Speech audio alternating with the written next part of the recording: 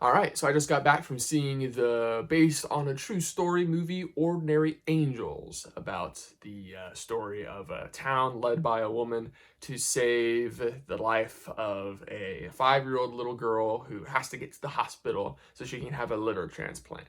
And the catch is this happens in the middle of a blizzard in January. So, if you've seen any of these based off of a true story movies that are really sad for most of it and then end very warm and fuzzy, like um, you've seen this movie, basically. It is very cliche. Cliche after cliche is in this movie. The dialogue is very cheesy at times. You can predict what's going to happen, when it's going to happen. And there are parts that seem a little too fanciful to be real. I haven't done the research yet, but there are parts of the movie where I questioned how real is this part? Like, did this actually happen? Because this seems kind of out there or a little too good to be true. Maybe it did happen. Who knows? Who am I to say? But I kind of got that feeling watching this movie. All these things are bogging down the movie if you're looking at it as a critic, as objectively as possible, and seeing how this works as a artistic film, if you will.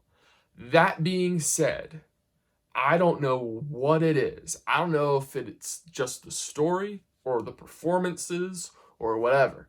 But this movie worked for me, despite all the cheesiness and cliches. And I'm not a cliche type of guy. All right? If you're going to have a cliche in this movie, it has to be one that I like, or you have to do something different with it. Because otherwise, I'm going to get bored real easily. I do not like cheesy dialogue. And this movie is full of it. However, I think this movie has certain moments of character interaction that really struck a chord with me, and I think it has to do with the real life story that it's based on. I mean, you have to be pretty heartless not to feel good watching this Good Samaritan type story unfolding before your eyes. But I do credit the performances, especially those of Hilary Swank as the Good Samaritan woman and Alan Richardson as the dad of the little girl. They're both really great. And I think even though their characters aren't necessarily super two-dimensional and you can predict what's going to happen and where they're going to go, there is so much sincerity in this movie that it kind of rubbed off on me. And I felt like I was getting swept along with the emotions and with the ride. So I'm kind of torn on this movie, to be honest, where the logical, analytical side of me thinks this movie is okay, it's fine, and the more emotional side of me really liked it, really enjoyed it, and I want to share it with a lot of people. I want them to see the story. I want them to see it happen. I want them to be as encouraged as I was.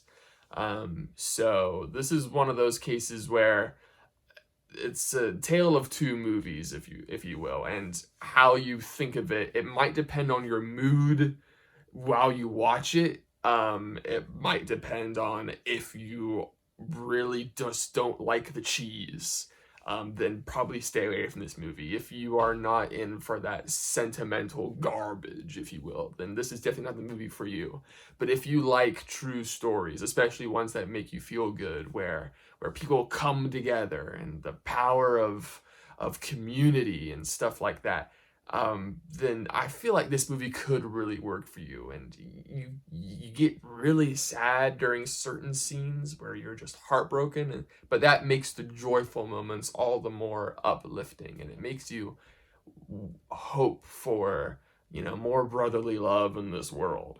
Sounds real cheesy, I know, but I don't know. That's just the feeling I got from this movie. So I recommend it to a certain crowd that feels like they need an uplifting story in their lives. They want to see people helping each other out, and the added bonus that it actually did happen 20 years ago. A little over 20 years ago, I think 30 years ago. So yeah, kind of a half recommendation for me. Again, I am aware of its flaws. I know it has flaws, but the movie still worked for me on an emotional level. So take from that what you will, and if that interests you, then go see Ordinary Angels in theaters.